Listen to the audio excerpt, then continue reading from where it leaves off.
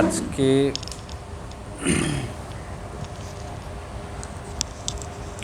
আসসালামু আলাইকুম।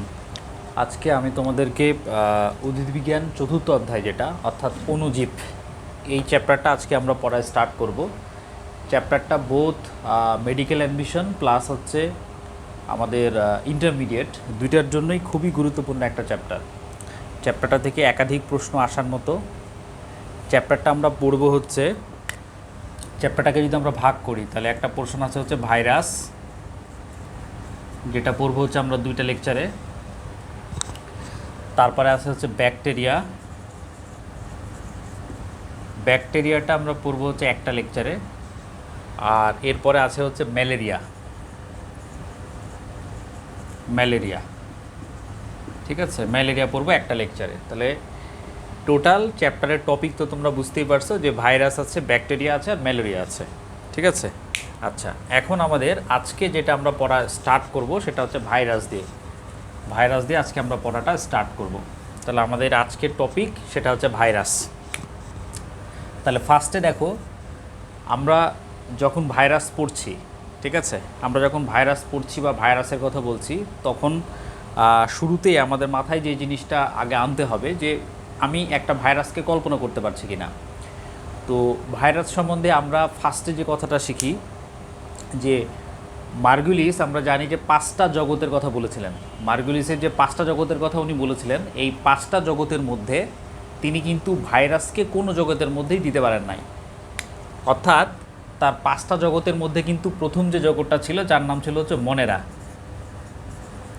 ঠিক আছে। এই যে মনেরা, এই মনেরার মধ্যে কিন্তু ভাইরাস নাই। মনে রাখতে হবে মনেরার মধ্যে রয়েছে হচ্ছে ব্যাকটেরিয়া আর একটা হচ্ছে সায়ানোব্যাকটেরিয়া,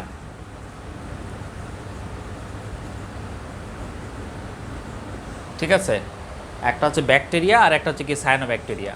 তাহলে আমাদেরকে ফার্স্টে যে কথাটা খেয়াল রাখতে হবে যে ভাইরাস মনেরা জগতের মধ্যেও কিন্তু পড়ে না।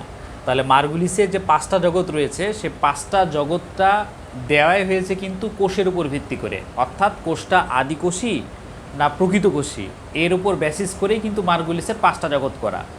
তো এই 5টা জগতের কারো মধ্যেই ভাইরাসকে আমরা রাখতে পারলাম না। আর এই কারণেই ভাইরাসকে আমরা বলছি হচ্ছে, ভাইরাসকে আমরা কি বলছি, অকোষীয়,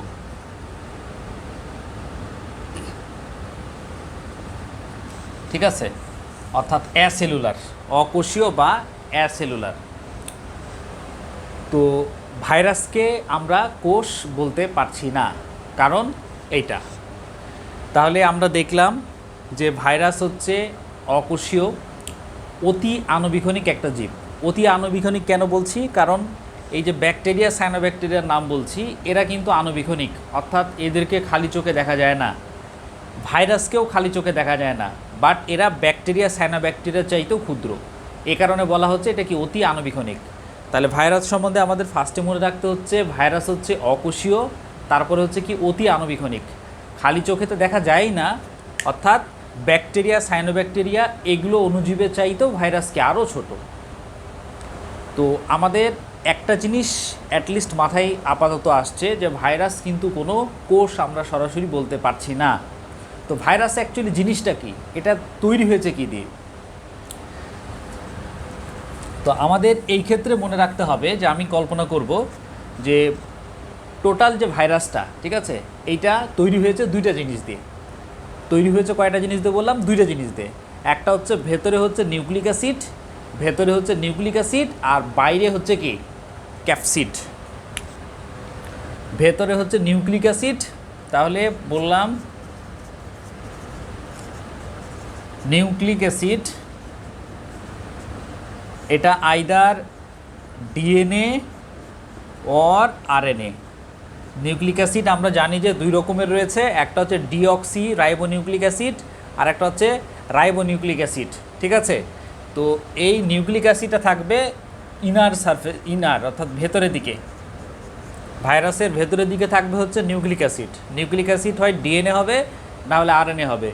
ডিএনএ হলে সেটাকে আমরা বলবো কি ডিঅক্সি রাইবোনিউক্লিক অ্যাসিড, আর যদি আরএনএ হয় তাহলে কি বলি, এটাকে আরএনএর পূর্ণরূপ হচ্ছে রাইবোনিউক্লিক অ্যাসিড। তো একটা ভাইরাসের মধ্যে আইদার ডিএনএ থাকবে আর আরএনএ থাকবে, দুইটা একসাথে কখনো থাকবে না। ঠিক আছে, এবার আউটার অর্থাৎ বাইরের দিকে কি থাকবে? বাইরের দিকে থাকবে হচ্ছে প্রোটিন আবরণী, বাইরের দিকে থাকবে হচ্ছে প্রোটিন আবরণী। ঠিক আছে, বাইরের দিকে থাকবে হচ্ছে প্রোটিন আবরণী। তাহলে আমি আবার বলি, একটা ভাইরাস যখন আমি চিন্তা করছি, এই ভাইরাসের হচ্ছে বাইরের দিকে রয়েছে প্রোটিন আবরণী আর ভেতরের দিকে রয়েছে নিউক্লিক অ্যাসিড। এই নিউক্লিক অ্যাসিড আইদার ডিএনএ হইতে পারে আর আরএনএ হইতে পারে, দুইটা একসাথে থাকবে না। বাইরে যে প্রোটিন আবরণী বলেছি, এই প্রোটিন আবরণীকে ডাকা হয় ক্যাপসিড বলে। এই প্রোটিন আবরণীকে ডাকা হয় ক্যাপসিড বলে। এই ক্যাপসিডের এককগুলা বা উপ এককগুলাকে ডাকা হয় ক্যাপসোমিয়ার বলে। তাহলে এক জায়গাতে পড়ে ফেললাম। ঠিক আছে, ক্যাপসিড তৈরি হয়েছে অসংখ্য, তাহলে কি দিয়ে? ক্যাপসোমিয়ার দিয়ে। তাহলে শুরু থেকে যদি আমরা খেয়াল করি, ভাইরাস পড়লাম অকোষীয়, কারণ মার্গুলিস টোটাল জীবজগৎকে যে 5টা ভাগে ভাগ করেছে কোষের ওপর ভিত্তি করে, তার কোনোটার মধ্যেই ভাইরাসকে ফেলা সম্ভব হয় নাই। এই কারণে ভাইরাস হচ্ছে কি অকোষীয়। তারপরে বলেছি ভাইরাস হচ্ছে কি অতি আণুবীক্ষণিক, অর্থাৎ এরা ব্যাকটেরিয়ার চাইতেও ক্ষুদ্র, এই কারণে বলা হচ্ছে কি অতি আণুবীক্ষণিক। তাহলে এরা তৈরি কি দিয়ে? তৈরি হচ্ছে বাইরে এদের একটা প্রোটিন আবরণী থাকবে, যেটাকে বলছি আমরা ক্যাপসিড, দেন ভেতরের দিকে থাকবে একটা নিউক্লিক অ্যাসিড, এটা আইদার ডিএনএ অর আরএনএ। এই তো। এখন এরপরে কি? এখন ভাইরাসকে যেহেতু আমরা অকোষীয় বলছি, তাহলে এইটা একটা প্রশ্ন থেকেই যায়, সেটা যদি কোষ না হয় তাহলে সেটা কি জীবিত জিনিস না মৃত জিনিস? এক্ষেত্রে ব্যাপারটা যেটা হইল যে ভাইরাস তার জীবনের একটা জড় বৈশিষ্ট্য রয়েছে, আবার কি জীবিত থাকা বৈশিষ্ট্যও রয়েছে। তো আমাদের এটা রিটেনের জন্য একটা ইম্পর্টেন্ট পড়া, যে ভাইরাসের জীবীয় বৈশিষ্ট্য আর একটা হচ্ছে কি জড় বৈশিষ্ট্য। কথাটা মনে রাখতে হবে যে উপযুক্ত সজীব কোষের বাইরে ভাইরাস জড় পদার্থের ন্যায় আচরণ করে, উপযুক্ত সজীব কোষের ভেতরে ভাইরাস জীবের ন্যায় আচরণ করে। এটা হচ্ছে আসল কথা। কি বলেছি? উপযুক্ত সজীব কোষের বাইরে, উপযুক্ত সজীব কোষের বাইরে ভাইরাস জড় পদার্থের ন্যায় আচরণ করবে, আর উপযুক্ত সজীব কোষের ভেতরে ভাইরাস জীবিত পদার্থের ন্যায় আচরণ করবে। এটা হলো আসল কথা। তাহলে ভাইরাসকে আমরা জীবীয় বৈশিষ্ট্য পাবো কখন? যখন সে উপযুক্ত সজীব কোষের ভেতরে থাকবে। আর কখন পাবো না? যখন তাকে আমরা পরিবেশে মুক্ত অবস্থায় পাবো। এই হইল আসল কথা। তো এখন এখানে একটা টার্ম আছে যেটা হচ্ছে গুরুত্বপূর্ণ, সেটা হচ্ছে ভাইরাসকে ডাকা হয় বাধ্যতামূলক পরজীবী।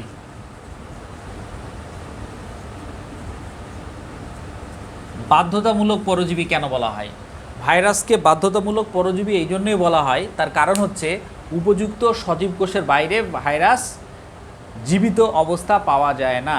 উপযুক্ত সজীব কোষের বাইরে এর কোনো জীবীয় বৈশিষ্ট্য পাওয়া যাচ্ছে না। এ কারণেই তাকে কি বলা হচ্ছে? বাধ্যতামূলক পরজীবী। অর্থাৎ পরজীবী আমরা কি শিখেছি? যে পরজীবী হচ্ছে সেই জিনিস যারা পোষক দেহে অবস্থান করে এবং পোষক দেহ থেকে তারা কি নেয়? সুবিধা নেয়, পুষ্টি নেয়, এবং পোষক দেহের বাইরে তারা কি করতে পারে না? বাঁচতে পারে না। তো বাধ্যতামূলক পরজীবী যারা, তারা হচ্ছে তাদেরকে পোষক দেহে থাকতেই হবে, পোষক দেহের বাইরে তাদের কোনো অস্তিত্ব থাকবেই না। এই জন্যেই ভাইরাসকে বলা হয় অব্লিগেট প্যারাসাইট বা বাধ্যতামূলক পরজীবী। তাহলে এটাও একটা গুরুত্বপূর্ণ কথা গেল।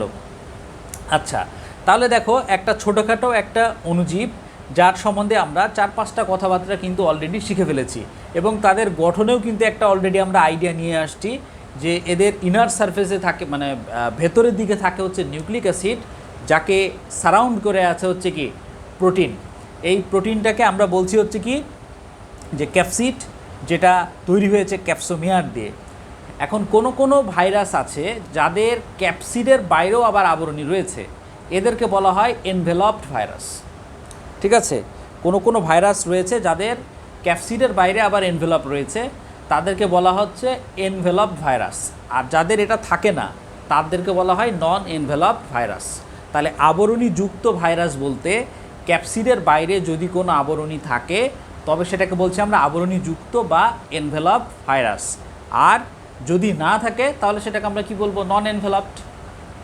ঠিক আছে, তাহলে এই জিনিসগুলা আমাদের একটা ভাইরাস রিলেটেড কিছু কিন্তু আইডিয়া আমরা পেয়ে গেলাম। তাহলে একটা জীব অণুজীব যেটা সম্বন্ধে আমরা কয়েকটা কথা শিখলাম এবং এটাও শিখলাম যে উপযুক্ত সজীব কোষের বাইরে সে সজীব অর্থাৎ জীবের ন্যায় আচরণ করবে। তো জীবের ন্যায় আচরণ করলে তার বংশ বিস্তারও হবে। তো তার বংশ বিস্তার হবে কোন পদ্ধতিতে? লাইটিক ও লাইসোজেনিক পদ্ধতিতে, যেটার বর্ণনা বা ব্যাখ্যা যাই বলি না কেন আমরা পরে পড়ব ইনশাল্লাহ। তো এখন যে ব্যাপারটা আসলো যে আমরা যেহেতু শিখলাম এখানে যে ভাইরাসের নিউক্লিক অ্যাসিড আছে এবং প্রোটিন আবরণী আছে, এখান থেকে 3টা টার্ম আমরা একটু ঠিক করে ফেলব। এইটুকু পড়া থেকে আমরা 3টা টার্ম একটু ঠিক করে ফেলব। একটা হচ্ছে ভিরিয়ন, তারপর হচ্ছে ভিরয়েড, আর একটা হচ্ছে প্রিয়ন। ঠিক আছে, এই 3টা জিনিস।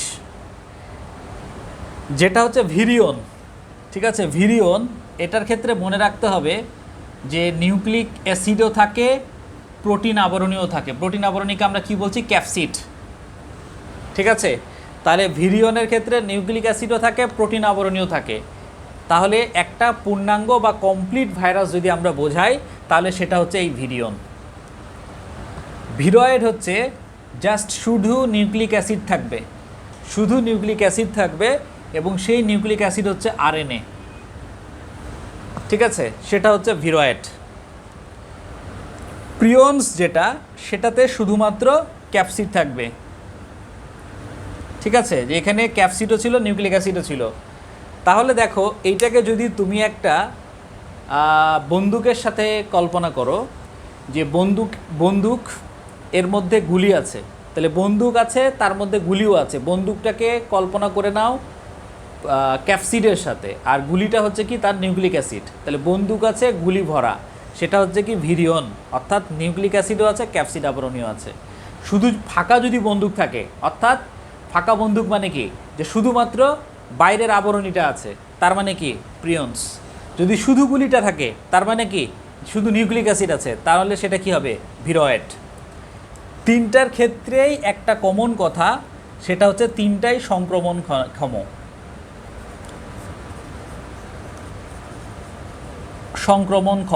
ঠিক আছে, 3টাই হচ্ছে কি? সংক্রমণক্ষম, অর্থাৎ রোগ সৃষ্টি করতে পারে। তাহলে নিউক্লিক অ্যাসিড এবং ক্যাপসিড এই 2টার উপর বেসিস করেও কিন্তু আমরা 3 রকমের ভাইরাসের নাম অলরেডি পড়ে ফেললাম। ভিরিয়ন যার বোথ আছে, ভিরয়েড যার শুধুমাত্র আরএনএ আছে, আর প্রিয়ন্স যার শুধুমাত্র প্রোটিন আবরণী রয়েছে। এই হইল 3টা। আচ্ছা, এখন আমাদের এর পরে, ঠিক আছে, তাহলে আমাদের ভাইরাসের এখানে শিখলাম যে 3টার নাম, তারা কিন্তু সংক্রমণক্ষম ছিল। কিন্তু এমন যদি হয় যে নিউক্লিক অ্যাসিড আছে, প্রোটিন আবরণীয় আছে, নিউক্লিক অ্যাসিড আছে, প্রোটিন আবরণীয় আছে, কিন্তু সেটা সংক্রমণক্ষম না, ঠিক আছে, সেটাকে বলা হয় নিউক্লিও ক্যাপসিড, অর্থাৎ সংক্রমণ ক্ষমতাবিহীন ভাইরাস কণাই হচ্ছে কি নিউক্লিও ক্যাপসিড। ঠিক আছে, তাহলে এই কথাটা একটু মনে রাখতে হবে যে ধরো নিউক্লিক অ্যাসিডও আছে, প্রোটিন আবরণীয় আছে, কিন্তু সংক্রমণ ক্ষমতা নাই, তাহলে তাকে আমরা কি বলবো? নিউক্লিও ক্যাপসিড বলবো। তাহলে সেই হিসাবে আমি কিন্তু টোটাল 4টা টার্মের কথা বললাম। 1 নিউক্লিও ক্যাপসিড, 1 2 ভিরিয়ন, তারপরে ভিরয়েড, দেন হচ্ছে প্রিয়ন্স। এই হইল আমাদের এতটুকু ভাইরাসের প্রিলিমিনারি আলোচনা আর কি। তাহলে ভাইরাস একটা আমরা কল্পনা করতে পারছি যে যার বাইরের দিকে প্রোটিন আবরণী রয়েছে, ভেতরের দিকে নিউক্লিক অ্যাসিড আছে। এই nucleic acid either DNA or RNA, যা ব্যাকটেরিয়ার চেয়ে ছোট এবং যা সজীব কোষের বাইরে, যার কোনো অস্তিত্ব নাই, অর্থাৎ এরা বাধ্যতামূলক পরজীবী। এখন আমরা যে জিনিসটা নিয়ে পড়ব বা আলোচনা করব সেটা হচ্ছে ভাইরাসের ক্লাসিফিকেশন। ঠিক আছে, ভাইরাসের ক্লাসিফিকেশন, যেটা আমাদের জন্য খুবই খুবই খুবই গুরুত্বপূর্ণ। ঠিক আছে, তো ভাইরাসের ক্লাসিফিকেশন আমাদের ফার্স্টে যে কয়েকটা জিনিস খেয়াল রাখতে হবে যে একটা ভাইরাস দেখতে কেমন, তারপরে একটা ক্লাসিফিকেশন আছে। ভাইরাসে কী ধরনের নিউক্লিক অ্যাসিড আছে, তারপরে একটা ক্লাসিফিকেশন আছে। কাদের দেহে রোগ সৃষ্টি করে, তার উপরে আবার একটা কি আছে? ক্লাসিফিকেশন আছে। তো আমাদের ফার্স্টে যে জিনিসটা একটু খেয়াল করব সেটা হচ্ছে গঠনমূলক ক্লাসিফিকেশন বা আকৃতি। গঠন বা আকৃতি, ঠিক আছে, যে কেমন, অর্থাৎ সে কেমন দেখতে, ভাইরাসটা দেখতে কেমন, তারপরে একটা ক্লাসিফিকেশন রয়েছে। তো এখানে বিভিন্ন রকম ক্লাসিফিকেশনের নাম বইয়ে দেওয়া আছে, দণ্ডাকারের কথা বলা আছে, গোলাকারের কথা বলা আছে, ঠিক আছে, তারপরে ব্যঙ্গাচী আকৃতির কথা বলা আছে, ঘনক্ষেত্রাকারের আকৃতির কথা বলা আছে। তো যাই হোক, অনেকগুলোই বলা আছে, ডিম্বাকারের কথা বলা আছে। তো এগুলার মধ্যে যে কয়েকটা পড়া সহজ করা যাবে, আমি একটু তোমাদেরকে খালি জাস্ট সে কয়েকটার কথা বলবো। যেগুলো পড়া একটু সহজ করা যাবে, আমি একটু শুধু তোমাদেরকে সে কয়েকটার কথাই বলবো। আচ্ছা, যেমন ধরো ফার্স্টে আসো হচ্ছে দণ্ডাকার। দণ্ডাকার, তো দণ্ডাকার আমাদের মনে রাখার বুদ্ধি হচ্ছে এটিএম, ঠিক আছে। এটিএম দিয়ে কি, এতে হচ্ছে আলফা মোজাইক ভাইরাস, ঠিক আছে, এতে হচ্ছে আলফা মোজাইক ভাইরাস। টিতে হচ্ছে tobacco mosaic virus, tobacco mosaic virus. আর এমতে হচ্ছে মামস ভাইরাস। এই তো, তাহলে আমাদের দণ্ডাকার আরও একভাবে মনে রাখতে পারো যে দণ্ডাকারের ক্ষেত্রে দেখো সব বাংলায় বললে ময়ের উচ্চারণটা আছে, দেখো tobacco mosaic virus, alpha mosaic virus, mumps virus, ম সব, ঠিক আছে। তো এটিএম দিয়েও মনে রাখা যাবে, ম দিয়েও মনে রাখা যাবে। তাহলে alpha mosaic virus, tobacco mosaic virus, আর একটা হচ্ছে মামস ভাইরাস, ঠিক আছে। এটা একটু ভালো করে খেয়াল করতে হবে। এবার আসি আমরা পরের, যেটা দণ্ডাকারের পরে আর কি, দণ্ডাকারের পরবর্তী যে ভাইরাস আমরা শিখব সেটা হচ্ছে গোলাকার, ঠিক আছে। গোলাকার, গোলাকার মানে যারা দেখতে গোল। দেখো এটা নামগুলাই তুমি বুঝে যাবা যে এরা গোলাকার। যে ফার্স্টে ধরো এইচআইভি ভাইরাস, এইচআইভি ভাইরাস তোমরা ক্লাস 9 থেকে পড়ে আসছো, দেখতে কেমন ছিল, গোলাকার ছিল। তাহলে এইচআইভির ভাই হচ্ছে টিআইভি ভাইরাস, তাহলে সেও দেখতে কেমন হবে, গোলাকারই হবে। বাকি যেগুলো থাকলো, এক হচ্ছে ডেঙ্গু, পোলিও। দেখো প্রত্যেকটা বলার সময় তোমার কিন্তু মুখ কিন্তু গোল হয়ে যাচ্ছে। ডেঙ্গু বলার সময় মুখ গোল হয়ে গেল, পোলিও বলার সময় কিন্তু মুখ গোল হয়ে গেল। তাহলে এই যে উচ্চারণের ক্ষেত্রেই দেখতে হবে কি যে আমাদের মুখটা গোল হয়ে যাচ্ছে। এগুলোকে আমরা কি বলছি, এগুলোকে আমরা বলছি আকৃতি কেমন, গোলাকার। তোমাকে এটা মাথায় নিয়ে নিতে হবে যে এইচআইভি তো আমরা আগে থেকেই জানি গোলাকার, এইচআইভির ছোটো ভাই হচ্ছে কি টিআইভি, সেও তাহলে কি গোলাকার হবে। বাকি যেগুলো আছে, পোলিও মুখটা গোল হয়ে গেল তার মানে কি গোলাকার হবে, ডেঙ্গু মুখটা গোল হয়ে গেল মানে কি গোলাকার হবে। এই তো, একটু চিন্তা করে নিতে হবে। এরপরে আছে ব্যঙ্গাচী। আচ্ছা, ব্যঙ্গাচী বললে মাথায় চলে আসবে আমাদের ইংলিশ অক্ষর টি এর কথা, যে টি এর দেখো একটা মাথা থাকে, একটা কি থাকে, লেজ থাকে। টি এর একটা মাথা থাকে, একটা কি থাকে, লেজ থাকে। তাহলে এই টি সিরিজের T2, T4, T6 অল আর ব্যঙ্গাচী আকৃতির, ঠিক আছে, প্রত্যেকটাই ব্যঙ্গাচী আকৃতির। তাহলে ব্যঙ্গাচী আকৃতির ভাইরাস হচ্ছে T2, T4, T6, এরা সব হচ্ছে ব্যাকটেরিওফাজ। ব্যাকটেরিওফাজ মানে ব্যাকটেরিয়া ধ্বংসকারী, ফাজ মানে ধ্বংসকারী, ব্যাকটেরিয়া মানে কি, ব্যাকটেরিয়াকে, ঠিক আছে। তাহলে জিনিসগুলা হচ্ছে ভাইরাস, এদের কাজ হচ্ছে ব্যাকটেরিয়া ধ্বংস করা, এই জন্য নাম হয়েছে ব্যাকটেরিওফাজ। এরপরে আছে ডিম্বাকৃতির আছে, ঠিক আছে। ডিম্বাকৃতির মনে রাখার বুদ্ধি হচ্ছে ডাই, ডাতে হচ্ছে ডিম্বাকার, আর রস্বইতে হচ্ছে ইনফ্লুয়েঞ্জা,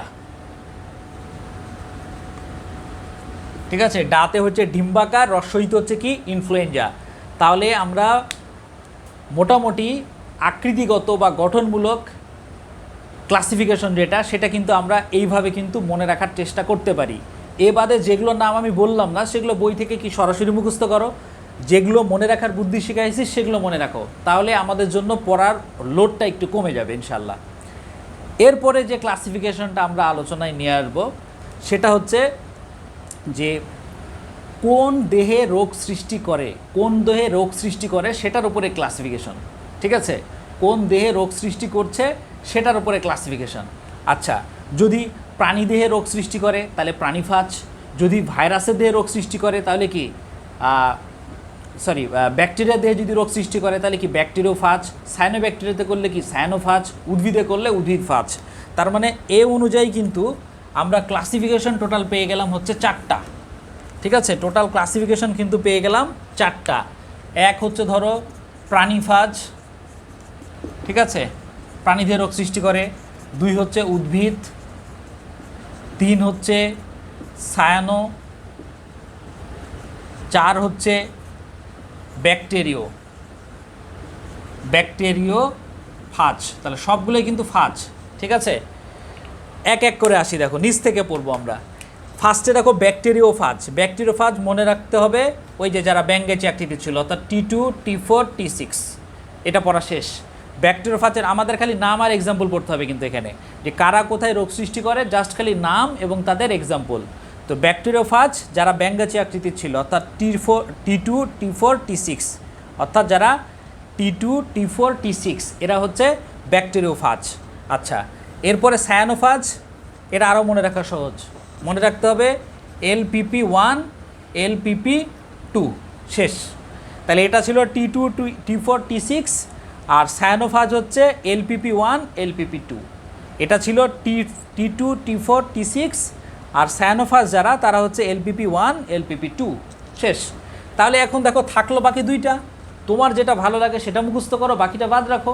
তুমি যদি মনে করো প্রাণীফাজগুলোর নাম সহজ লাগছে সেটা মুখস্থ করো, তাহলে বাকি সব কী হবে, উদ্ভিদফাজ। তুমি যদি মনে করো উদ্ভিদফাজ সহজ লাগছে তাহলে উদ্ভিদফাজ মুখস্থ করো, বাকিগুলো সব প্রাণীফাজ।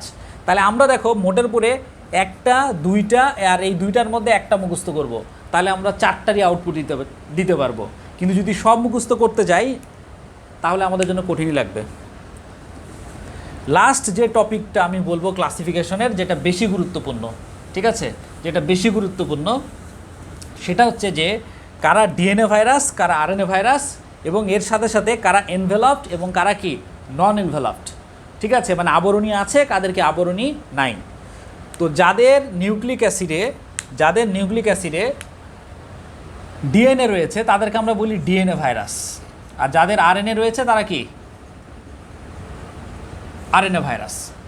তো এই ডিএনএ ভাইরাসের মধ্যে আমরা যদি ভাগ করে নিই যে কাদের আবরণী আছে কাদের আবরণী নাই, তো যে কোনো একটা পড়লে আর একটা কিন্তু আমাদের ইজিলি পড়া হয়ে যায়। তাহলে ফার্স্টে ডিএনএ আমরা পড়ব হচ্ছে নন এনভেলপড কারা, অর্থাৎ আবরণীবিহীন। তো ডিএনএ নন এনভেলপডের মনে রাখার একটা বুদ্ধি আছে, বুদ্ধিটা হচ্ছে প্যাপ। পিতে হচ্ছে পার্ভো B19 ভাইরাস, ঠিক আছে। আমরা জানি ডিএনএ ভাইরাসগুলো কিন্তু ডাবল স্ট্যান্ডার্ড, মানে দ্বিসূত্রক, বাট পার্ভো B19 কিন্তু একসূত্রক। এটা একটা গুরুত্বপূর্ণ নৈবেদ্যিক হয়ে গেল। তাহলে ডিএনএ নন এনভেলপড, ঠিক আছে, মনে রাখতে হবে প্যাপ দিয়ে, পিতে পার্ভো B19 যেটা হচ্ছে একসূত্রক, ঠিক আছে। আচ্ছা, এ দিয়ে অ্যাডেনো, পি দিয়ে দুইটা, একটা হচ্ছে হিউম্যান প্যাপিলোমা ভাইরাস আর একটা হচ্ছে পোলিওমা, ঠিক আছে। পি দিয়ে দুইটা, একটা হচ্ছে হিউম্যান প্যাপিলোমা ভাইরাস আর একটা হচ্ছে পোলিওমা আমাদের বইয়ে লেখা আছে ইঁদুরে টিউমার তৈরি করে, ঠিক আছে, আমাদের বইয়ে লেখা আছে ইঁদুরে টিউমার করে। আর হিউম্যান প্যাপিলোমা ভাইরাস সেটা হচ্ছে আমার জননাঙ্গে ক্যান্সার সৃষ্টি করা, যেটাকে ইংলিশে বলছে অ্যানোজেনিটাল কার্সিনোমা বা অ্যানোজেনিটাল ক্যান্সার, আমাদের বই লেখা আছে। আর একটা হচ্ছে সার্ভিক্সে ক্যান্সার, ঠিক আছে, জরায়ুর সার্ভিক্সে ক্যান্সার করে কে, হিউম্যান প্যাপিলোমা ভাইরাস, ঠিক আছে। আর একটা হচ্ছে জেনিটাল বা অ্যানোজেনিটাল ক্যান্সার করে কে, হিউম্যান প্যাপিলোমা ভাইরাস। তাহলে এখান থেকে নন এনভেলপ থেকে যতটুকু গুরুত্বপূর্ণ ছিল আমি কিন্তু বলে দিয়েছি। তাহলে প্রথমে মনে রাখতে হবে এরা হচ্ছে সবাই কি ডিএনএ ভাইরাস, এবং ডিএনএ এরা কি এনভেলপ না নন এনভেলপড, এরা হচ্ছে নন এনভেলপড অর্থাৎ আবরণীবিহীন। কারা কারা মনে রাখতে হবে, প্যাপ, পিতে পার্ভো B19 যারা হচ্ছে একসূত্রক, এতে হচ্ছে অ্যাডেনো, আর একটা পিতে হচ্ছে হিউম্যান প্যাপিলোমা ভাইরাস যারা অ্যানোজেনিটাল ক্যান্সার সার্ভিক্সে ক্যান্সার করে। পোলিওমাতে মনে রাখতে হবে বলেছে কি ইঁদুরে টিউমার সৃষ্টি করে। এই হইল আমাদের ডিএনএ নন এনভেলপড। এখন আসো ডিএনএ এনভেলপড, ঠিক আছে, এগুলো গেল নন এনভেলপড। তাহলে এখন কী হবে, ডিএনএ এনভেলপড। আচ্ছা, ডিএনএ এনভেলপডের মধ্যেও গুরুত্বপূর্ণ আছে এবং তিনটা গুরুত্বপূর্ণ কথা মনে রাখতে হবে এখান থেকে। একটা হচ্ছে হারপিস ফ্যামিলি, যেটা হারপিস ফ্যামিলির যারা আছে, কারা আছে আমরা জানি হারপিস সিমপ্লেক্স ভাইরাস, ঠিক আছে, হারপিস সিমপ্লেক্স ভাইরাসের কথা আমরা জানি। তারপর আমরা বইয়ে পড়ব ইপস্টেন Barr virus, Epstein Barr virus, ঠিক আছে। তারপর হিউম্যান হারপিস ভাইরাস 8, ঠিক আছে 8। তারপরে মনে রাখতে হবে ভ্যারিসেলা জুস্টার ভাইরাস, সবগুলো ভাইরাসের নাম কিন্তু বইয়ে আছে, ঠিক আছে। তাহলে আমরা পড়ছি এখন কি ডিএনএ ভাইরাস এনভেলপড, এর মধ্যে হারপিস ফ্যামিলির মধ্যে আমরা কি কি পড়লাম, herpes simplex virus, Epstein Barr virus, ঠিক আছে, হিউম্যান হারপিস ভাইরাস 8, ঠিক আছে। আর একটা হচ্ছে কি ভ্যারিসেলা জোস্টার ভাইরাস, আর একটা মনে রাখো সাইটোমেগালো ভাইরাস, ঠিক আছে। এই তো এরা হচ্ছে কি ডিএনএ এনভেলপড। এরা ছাড়া আরও আছে, কারা আছে ডিএনএ এনভেলপড, এরা ছাড়া আছে হচ্ছে পক্স আর হেপাটাইটিস বি ভাইরাস। এইটা ভেরি ভেরি ইম্পর্ট্যান্ট, হ্যাঁ, এটার কথা মনে রাখা। হেপাটাইটিস পরে hepatitis A B C D E total 5টা পড়বো। এই 5টার মধ্যে হেপাটাইটিস বিটাই হচ্ছে কি একমাত্র ডিএনএ ভাইরাস, একমাত্র ডিএনএ ভাইরাস হেপাটাইটিস গ্রুপের মধ্যে হেপাটাইটিস বি, ঠিক আছে। এবং সেটা এনভেলপ না নন এনভেলপ, দেখো এটা হচ্ছে এনভেলপড, ঠিক আছে, এটা হচ্ছে এনভেলপড। তাহলে আমার বিশ্বাস আমরা কিন্তু ডিএনএ ভাইরাস এনভেলপড নন এনভেলপ দুটাই পড়ে ফেলেছি, ঠিক আছে। এনভেলপটা আমরা মনে রাখবো হচ্ছে 3টা মেনলি নাম দিয়ে, একটা হচ্ছে হারপিস ফ্যামিলি, তার আন্ডারে হচ্ছে এতগুলা, আর কি বললাম পক্স, আর কি বলেছি হেপাটাইটিস বি ভাইরাস, এই তো এতটুকু। এখন এবার আমরা যেটা আলোচনা করব সেটা হচ্ছে আরএনএ ভাইরাস। এটা হচ্ছে কি আরএনএ ভাইরাস। আচ্ছা, তো বিষয় হলো যে আরএনএ ভাইরাসের কিন্তু সংখ্যাও আমাদের কি হবে অনেক বেশি হবে। তো যাদের জন্য বেশি কষ্ট হয়ে যায় তারা যদি শুধুমাত্র ডিএনএ মুখস্থ করো, বাকিগুলো যদি আরএনএ পড়ো তাও কিন্তু হয়ে যাবে। কিন্তু যদি এনভেলপ নন এনভেলপ চিন্তা করো তাহলে কিন্তু আবার কমপ্লিট হচ্ছে না, কারণ ডিএনএর মধ্যে তুমি এনভেলপ জানলা, নন এনভেলপ জানলা, তাহলে আরএনএর মধ্যে তোমাকে এনভেলপ নন এনভেলপের মধ্যে যে কোনো একটা কিন্তু জানতেই হবে। তার মানে আরএনএর মধ্যেও আমাদের একটা হচ্ছে নন এনভেলপড, ঠিক আছে, আর একটা হচ্ছে এনভেলপড, এটা জানতেই হবে, ঠিক আছে। তো আমাদের অ্যাটলিস্ট আমরা যেহেতু নন এনভেলপটের মধ্যে কম সংখ্যা আছে, এটা যদি মুখস্থ করতে পারি তাহলে এনভেলপটা আমাদের ইজিলি হয়ে গেল। যেহেতু আমাদের নন এনভেলপটের মধ্যে কি আছে কম আছে, ঠিক আছে, তাহলে আমাদের নন এনভেলপটা পড়াটা আমাদের জন্য কি হবে বুদ্ধিমানের কাজ হবে, ঠিক আছে। তো নন এনভেলপটের মধ্যেই আমরা অ্যাকচুয়ালি নামগুলো শিখব, আর বাকি যা থাকবে সবই কী হবে আরএনএ এনভেলপড। তাহলে আমরা শিখব হচ্ছে ডিএনএ এনভেলপড, ডিএনএ নন এনভেলপড আর আরএনএ নন এনভেলপড। তাহলে বাকি সব কী হয়ে যাবে আরএনএ এনভেলপড, এই তো। তাহলে এটা একটু সহজ করার আমি চেষ্টা করছি। মনে রাখতে হবে হচ্ছে পিসিআর, ঠিক আছে, পিসিআর, এবং তার সাথে সাথে হচ্ছে হেপাটাইটিস ই আর হেপাটাইটিস কি এ, এই দুইটা কথা। হেপাটাইটিস ই ভাইরাস আর একটা হেপাটাইটিস এ ভাইরাস, এই দুইটা হচ্ছে নন এনভেলপড, এবং তার সাথে কি আছে পিসিআর আছে।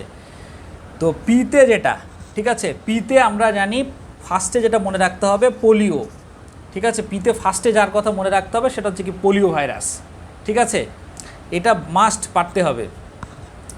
সিতে হচ্ছে ক্যালসি ভাইরাস, এটা লেস ইম্পর্টেন্ট, বাট পিতে পোলিও এটা কিন্তু মাস্ট পারতে হবে, ঠিক আছে, যে পিতে হচ্ছে পোলিও। আচ্ছা, আর যেটা আরতে আমাদের মনে রাখতে হবে রোটা অবলিক রিও, ঠিক আছে, rota oblique Rio virus, rota oblique Rio virus, এটা হচ্ছে কি আর দিয়ে, ঠিক আছে, এটা খুব ভালো করে আমাদের মনে রাখতে হবে রোটা অবলিক রিও। আর একটা মনে রাখবো হচ্ছে রাইনো ভাইরাস। তাহলে নন এনভেলপটের মধ্যে টোটাল 1 2 3 4 5 6টা নাম বলেছি। ফার্স্টে বলেছি তুমি মনে রাখবা তোমরা যে hepatitis A virus, hepatitis E virus, ঠিক আছে, হেপাটাইটিস এ হেপাটাইটিস ই দুটাই হচ্ছে আরএনএ নন এনভেলপড। তারপরে কি বললাম যে পিসিআর দিয়ে মনে রাখো, পি দিয়ে পোলিও, সি দিয়ে ক্যালসি, আর দিয়ে হচ্ছে কি রিও অবলিক রোটা। এছাড়া আর একটা মনে রাখতে পারো সেটা হচ্ছে কি রাইনো। তাহলে এতটুকু পড়ে ফেললে কিন্তু আমরা ভাইরাসের টোটাল ক্লাসিফিকেশনটা কিন্তু আমাদের ইজিলি শেষ হয়ে যাচ্ছে, ঠিক আছে। ভাইরাসের টোটাল ক্লাসিফিকেশনটা আমাদের ভেরি ভেরি ভেরি ইম্পর্ট্যান্ট। এটা প্রত্যেককেই পারতে হবে, কারণ এখান থেকে মেডিকেল অ্যাডমিশন টেস্টে তো পরীক্ষা আসবে ইনশাল্লাহ, তোমাদের ইন্টারের জন্য বেশ গুরুত্বপূর্ণ। তো তোমাদের ফার্স্ট থেকে যতটুকু প্রয়োজন মানে পড়ানো হলো আর কি, অ্যাটলিস্ট ভাইরাসের ক্লাসিফিকেশন পর্যন্ত এতটুকু পড়াটাকে তোমরা খুব ভালো করে শেষ করো। ভাইরাসটা যেহেতু আমি 2 দিনে পড়াবো, সুতরাং এরপর থেকে বাকিটা আমি পড়াবো ইনশাল্লাহ। ঠিক আছে, আসসালামু আলাইকুম।